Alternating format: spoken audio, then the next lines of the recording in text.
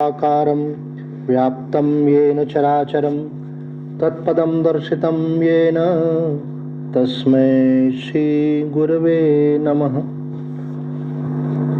भवतापप्रणाशिन्ये आनन्दघनमूर्तये ज्ञानभक्तिप्रदायिन्ये मातस्तुभ्यं नमो नमः। संक्षिप्त योग वशिष्ठ निर्वाण प्रकरण उत्तरार्ध सर्ग 3 समूल कर्म त्याग के स्वरूप का विवेचन। आज का विषय है समूल कर्म त्याग के स्वरूप का विवेचन। श्री वशिष्ठ जी कहते हैं, रघुनंदन, जब यह सर्वसम्मत सिद्धांत है कि न तो असत वस्तु की सत्ता ही हो सकती है और न सत वस्तु का अभाव ही, तब दृश्य विषयों के प्रति उन्मुखता निवारण स्वयं सुगम हो जाता है। ये गीता जी के 2 अध्याय का भी श्लोक है। नासतो विद्यते भावो ना भावो विद्यते असतः उभयोरति दृष्टवंत त्वनयोस्तत्वदर्शिना। अर्थात कि सत वस्तु का कभी अभाव नहीं होता और असत वस्तु की सत्ता नहीं। अभी नाम रूपात्मक जो जगत है ये असत है, तो कहते हैं इसकी कोई वास्तविक सत्ता नहीं है, ये प्रतीति मात्र है। और जो ब्रह्म तत्व है, आत्म तत्व है, भगवत तत्व है, उसका कभी अभाव नहीं होता। अज्ञान के कारण हम उसे जान नहीं पाते, उस पर आवरण आ गया है, लेकिन जो ज्ञानवान है उनकी दृष्टि में वो सदैव विद्यमान है।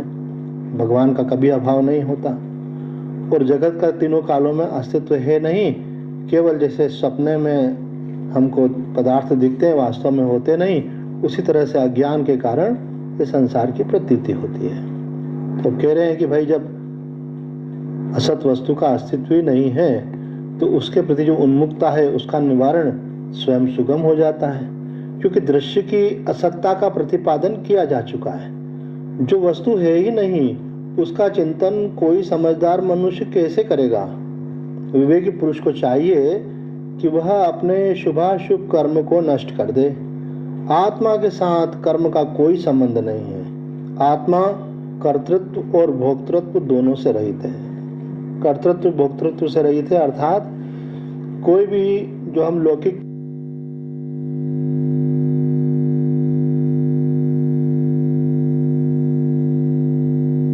उनका सुख दुख का भोग भी आत्मा नहीं करता है।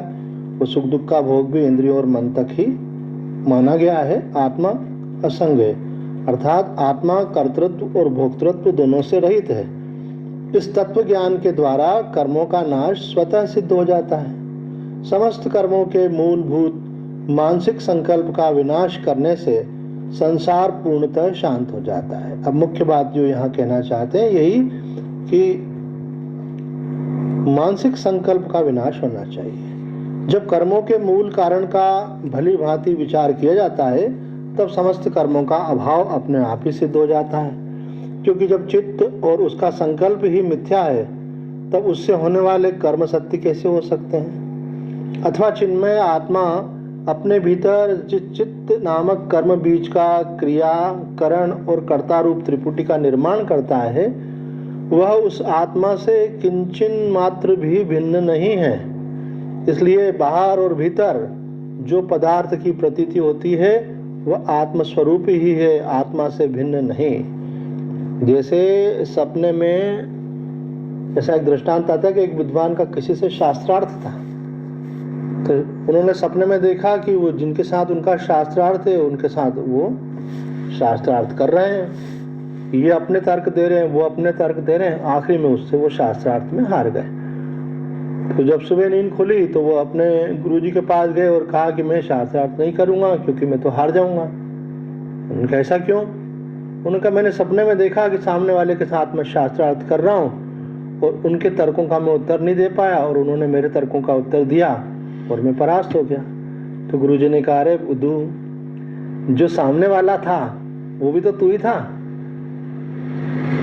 वो जो वहां तू बैठा था वो भी तू ही था, अर्थात ये सब कुछ तुम्हारे मन का ही विस्तार था। उसी प्रकार इस जागृत जगत में भी यहाँ ग्रंथकार कह रहे हैं कि जो त्रिपुटी है, क्रिया करण और कर्ता, ये सब क्या है? बोले आत्मा से भिन्न कुछ भी नहीं है। जो कुछ पदार्थ की प्रतीति होती है जागृत स्वप्न सुषुप्ति आदि में, जागृत और स्वप्न में, वह सब जो है आत्म रूपी ही है, आत्मा से भिन्न कुछ नहीं है। किंतु वास्तव में रघुनंदन संपूर्ण कर्मों का विस्तार यह शरीर है, उसका मूल अहंकार है, और शाखा प्रशाखाएं संसार चिंतन या भावना का जहाँ बाद हो जाता है, उस अहंकार शून्य स्थिति से इस संसार का मूलोच्छेद हो जाने के कारण वह उसी तरह शांत हो जाता है जैसे स्पंदन शून्य वायु। जैसे नदी के प्रवाह में पड़ा हुआ तृण काष्ठ आदि सब कुछ स्वभावतः बहता रहता है, उसी प्रकार ज्ञानियों की कर्मेंद्रियों से किसी प्रकार के मनोविकार के बिना ही अध सोए पुरुष की भांति स्वाभाविक चेष्टा होती रहती है। वहाँ कर्तापन नहीं होता है, इंद्रियों से स्वाभाविक ही चेष्टा होती रहती है। वासना शून्य निरतिशय ब्रह्मानंद के प्राप्त हो जाने पर विषय सुख अत्यंत नीरस हो जाते हैं। फिर न वे बाहर अपना प्रभाव डाल पाते हैं, न भीतर। विषयों और वासनाओं से रहित शांत और कृताकृत के अनुसंधान से हीन जो संकल्प रहित स्थिति है, उसी को कर्म त्याग कहते हैं। दीर्घकाल के भूले हुए कर्म की भांति विषयों का पुनः स्मरण न होना कर्म त्याग कहलाता है। जो मिथ्या ज्ञान रखने वाले पुरुष मूल त्याग के बिना केवल कर्मेंद्रिय संयम रूप त्याग करते हैं, वे मूढ़ पशु तुल्य हैं। उनको वह कर्म त्याग रूपिणी पिशाची खा जाती है। किंतु जो मूल सहित कर्म त्याग के द्वारा शांति पा चुके हैं, उनके लिए इस जगत में किसी कर्म के करने या न करने से कोई प्रयोजन नहीं है। जिसका समूल त्याग कर दिया जाता है वह वास्तव में त्याग है। मूल का उच्छेद किए बिना जो ऊपर से कर्म का त्याग किया जाता है, वह वृक्ष की जड़ न काटकर उसकी शाखा काटने के समान व्यर्थ ही है। जिस कर्म रूपी वृक्ष की जड़ न काटकर केवल शाखा का उच्छेद किया जाता है, वह पुनः सहस्त्र शाखाओं से विस्तार को प्राप्त हो केवल दुख देने के लिए ही बढ़ता रहता है। प्रिय रामभद्र, संकल्प शून्यता रूप त्याग से ही वास्तव में कर्म त्याग सिद्ध होता है। पहले भी बतलाया था, वासना त्याग और संकल्प त्याग। संकल्प क्या है? किसी भी कामना की पूर्ति का मन में निश्चय होना, वो संकल्प कहलाता है, और उसी को हम वासना भी कहते हैं। तो कहते हैं कि उसका त्याग कर दिया जाए, क्योंकि संसार झूठा है ये जान करके एकमात्र ब्रह्म तत्व ही सत्य है, ये निश्चय करके संसार की किसी भी वस्तु में जो है सत्यता तो है ही नहीं। उसके साथ साथ हमारे शास्त्र बताते हैं कि संसार जो है उसमें जो भी कुछ प्राप्त होता है वो क्षणभंगुर है। जो मिला है वो सदा रहने वाला नहीं। आज कितना ही कुछ हमारे पास हो, लेकिन मृत्यु सामने खड़ी है, जो कुछ यहाँ है वो यहीं छूट जाता है। कुछ भी मनुष्य आगे नहीं ले जा सकता, इसलिए ये क्षणभंगुर है।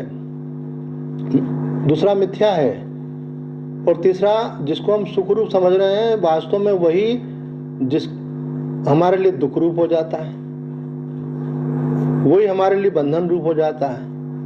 और पत्थर कंकड़ समेटने के चक्कर में हीरे मोती हाथ से निकल जाते हैं। अर्थात संसार को संभालने के चक्कर में हम अपने कल्याण से वंचित हो जाते हैं। इसलिए कहते हैं संकल्प शून्यता रूप त्याग से ही वास्तव में कर्म त्याग सिद्ध होता है, दूसरे किसी क्रम से नहीं। जब तक संसार है, संसार के व्यवहार होंगे, कर्म होंगे, लेकिन उनके प्रति सत्यता और सुखत्व की बुद्धि हमारे अंदर, वही बंधन है। तो ज्ञान के द्वारा कर्म त्याग के सिद्ध हो जाने पर वासना रहित जीवन मुक्त पुरुष घर में रहे या वन में, दीनहीन अवस्था में पहुंच जाए अथवा लौकिक उन्नति को प्राप्त हो, उसके लिए सभी अवस्थाएं एक सी हैं। जिसका चित्त शांत है उस पुरुष के लिए घर ही दूरवर्ती निर्जन वन है, परंतु जिसका चित्त शांत नहीं है उस पुरुष के लिए निर्जन वन भी जन समुदाय से भरा हुआ नगर है, क्योंकि वहां भी उसका मन संसार का चिंतन करेगा।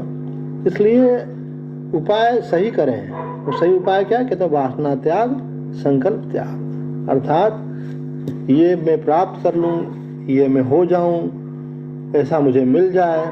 ये सब संकल्पों का त्याग ही हमको शांति दे सकता है और संकल्प त्याग से ही स्वरूप स्थिति संभव है, क्योंकि वही वास्तविक समूल रूप से कर्म त्याग कहलाता है। आज इतना ही। ओम पूर्णमद पूर्णमिदं पूर्णात् पूर्णमुदच्यते पूर्णस्य पूर्णमादाय पूर्णमेवावशिष्यते। ओम शांति शांति शांति।